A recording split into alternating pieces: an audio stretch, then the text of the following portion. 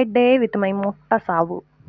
അപ്പോൾ ഇവള് വന്നു കഴിഞ്ഞാൽ ഞങ്ങൾ ആദ്യം പോകുന്നത് ബനാവിലേക്കാണ് കേട്ടോ. അവിടുത്തെ നോർമലും അതേപോലെ തന്നെ ഫ്രൂട്ടും ഞങ്ങൾക്ക് ഭയങ്കര ഇഷ്ടമാണ്. അത് കുടിച്ച് കഴിഞ്ഞപ്പോഴാണ് ഞങ്ങൾക്ക് ഒരു ആഗ്രഹം തോന്നിയത് ഉപ്പിലിട്ടത് കഴിക്കാം. അപ്പോൾ ഞങ്ങൾ നേരെ സൂലിക്ക് പോയിട്ടാണ്. അവിടെ നിന്ന് പൈനാപ്പിളും പിന്നെ ചാമ്പയ്ക്ക് ഉപ്പിലിട്ടത് കണ്ടപ്പോൾ കൊതിയായിട്ട് വാങ്ങിച്ചതാണ്. പക്ഷെ ഒരു ടേസ്റ്റ് ഇല്ല കേട്ടോ.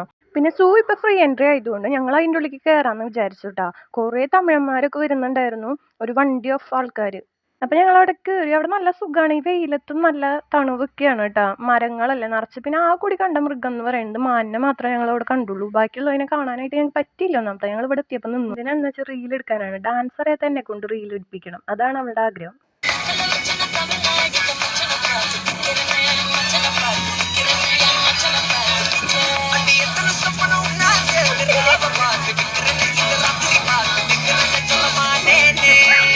പിന്നെ എന്തൊക്കെയൊക്കെയോ കാണിച്ചു കൂട്ടലുകളാണ്, നല്ല രസമാണ്.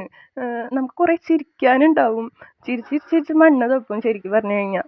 നമ്മൾ ശരിക്കും ക്രിഞ്ചാണെന്നുള്ളതിൻ്റെ ഒരു മെയിൻ എക്സാമ്പിളാണ് ഇതൊക്കെ കേട്ടോ. അത് കഴിഞ്ഞിട്ട് പിന്നെ ഞങ്ങൾ പാട്ട് പാടാമെന്ന് വിചാരിച്ചു. അവൾ പാട്ട് പാടണം.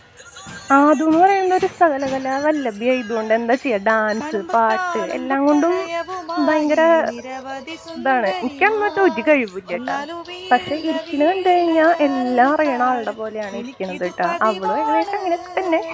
അത് പാടുന്നത് കേട്ടോ ചിരിച്ചിട്ടാവും. ഞങ്ങൾ തന്നെ അത് കുറേ നേരം നോക്കി ചിരിച്ചു കേട്ടോ. അങ്ങനത്തെ ഈ വീഡിയോസൊക്കെ എടുത്തു കഴിഞ്ഞിട്ട് ലാസ്റ്റ് ഞങ്ങളുടെ ഒരു ലാസ്റ്റ് പൊട്ടിച്ചിരി ഉണ്ട്. പിന്നെ ഇവൾക്കാണ് എല്ലാ ലിറിക്സും അറിയാം, എനിക്കൊന്നും അറിയില്ല. ഞാൻ ആദ്യമായിട്ട് പഠിക്കുന്നത്. അപ്പം ഞാൻ അപ്പം തെറ്റിക്കും. അപ്പോൾ ഈ കലാപരിപാടിയൊക്കെ കഴിഞ്ഞിട്ട് എൻ്റെ കഴിവ് പുറത്തെടുക്കാനുള്ള ഒരു ഫുഡ് ഈറ്റിംഗ് ചലഞ്ച് ഉണ്ടായിരുന്നു. അതിൽ ഞാൻ പൊളിച്ചു. അപ്പോൾ ഓക്കെ ടാറ്റാ.